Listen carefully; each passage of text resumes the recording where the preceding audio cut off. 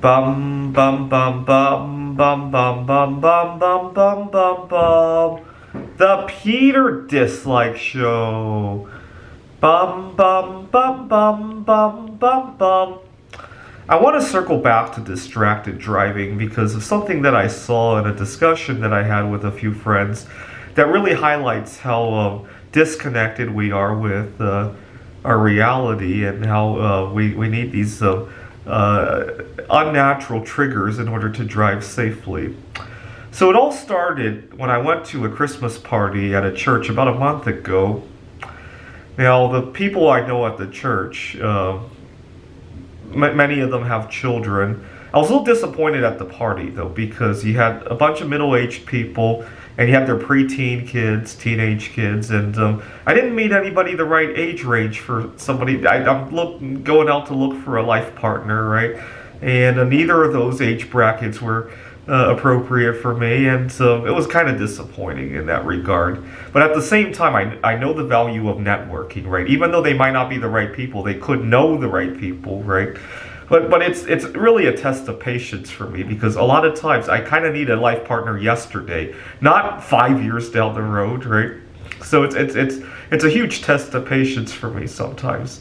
But there was something that I noticed at the party. As I was leaving the party, it occurred to me how carefully everybody was driving when they had their kids in the car. All of a sudden, that was the first time I saw a parking lot full of reasonable drivers. Because you go into a church parking lot or the parking lot of a store or your office, and people are such maniacs. You know, you're waiting for a parking spot, and somebody will zip in at 40 miles an hour to steal that spot from you. You got people who are on their phones in the parking lot. Just the other day, I was getting ready to go into the parking lot, you know, from the side street, and all of a sudden there's an accident. Somebody had decided they needed to back their car up for whatever reason. I can't even understand why. And so nobody's car was damaged, but they needed to come out to look at the cars, which is fucking annoying in its own right. All when this person, for whatever reason, decided to back up his car. I can't even understand a good reason for that. It looked like he might have been trying to commit insurance fraud and claim that the guy behind him had hit it. That's what I thought when I saw it. I was just about to take a photograph of the car and maybe come out and offer to be a witness for the situation when I realized that this was a complete accident. Nobody was claiming anybody's car was damaged. It was just really silly. But at the church parking lot, I didn't witness any of that because these families had brought their kids to the church. And it was very upsetting for one reason, because I realized that in the coming decades, and it's already happening, people are having fewer children. Is that one reason why people are driving so badly these days? That's what I thought when I saw that. Now, I had gone to work the following week, and I was talking to a coworker about my experience, and he says, "Oh yeah, for sure, I drive so much safer when I have my kids in the car."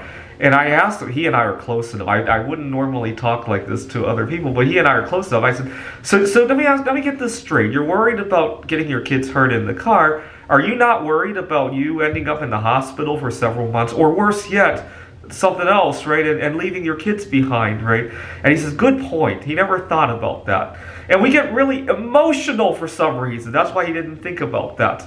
Now, I do some tutoring, and one day, I think this kid was 16, 17 years old. I happened to see some material he had from driver's ed talking about distracted driving, and very passionate. Some of the suggestions are really good, by the way. But they mentioned texting while driving, but they didn't mention anything like daydreaming or eating while driving. They focus so much on texting, which I think is a big danger because it distracts from all the other distractions on the road. But one thing I noticed that they mentioned that having a passenger in the car was potentially distracting. I actually find it works the opposite. I remember the first time I started dating and I had a girl in the car. I drove safer than I ever had because I had precious cargo in the car. And I have a younger brother. Every time he was in the car, I drove so much better too. I can't think of a time where somebody was in the car and it made me drive less cautiously. Usually more. Nowadays, I have a different kind of precious cargo in the car, right?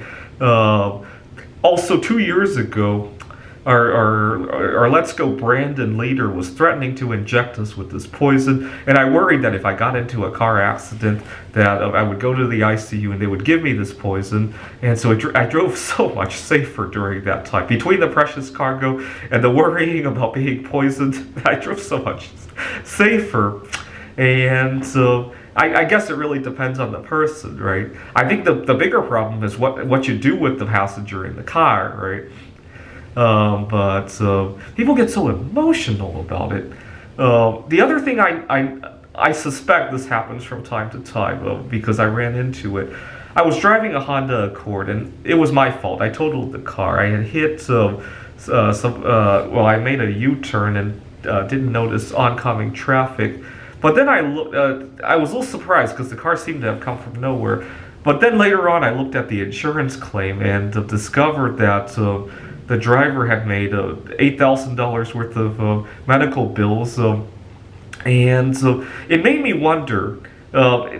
I got out to talk. It was a middle-aged woman, I want to say. I don't think she had any intentions of fraud or anything. She probably she was probably opportunistic, is how I want to say. She's probably driving a crappy car and looking for when somebody's going to make a mistake and pouncing on it. That's the best guess I could make. At the time, I was really upset about it. But then last year, I got rear-ended by a semi. And so even though I got compensated for that, I got my car fixed. It really hit me that even though you might get compensated for your car, there's a lot of inconveniences and lost time that you may not get compensated for. And I was so tempted to make up an injury. I didn't because I had better things to do with my life. But then it hit me why somebody might claim $8,000 worth of medical bills. Maybe she was already having pre-existing health conditions and just decided that, hey, I'll slide that into the claim, right? After all the inconveniences that one has to deal with replacing their car, repairing their car, maybe she had to miss a couple of days of work to take care of the car, maybe she had to miss time with her family. And so, but anyway, getting back to the story, people need to be less emotional and realize that they're operating a very dangerous weapon every time they get into the wheel of the car, right? Every time you open the driver's seat door, you need to treat it like you're loading a weapon. You're getting ready to shoot, right? Or, I love to do chemistry experiments. I recently discovered how to isolate radioactive elements from the dust around our house, right? You need to treat it with that kind of level of respect. I got scared to death doing it, actually.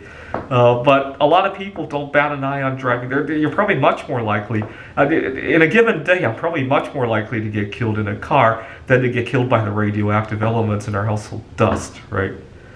This is the Peter Dislike Show. Bum, bum, bum, bum, bum, bum, bum, bum, bum, bum, bum, bum.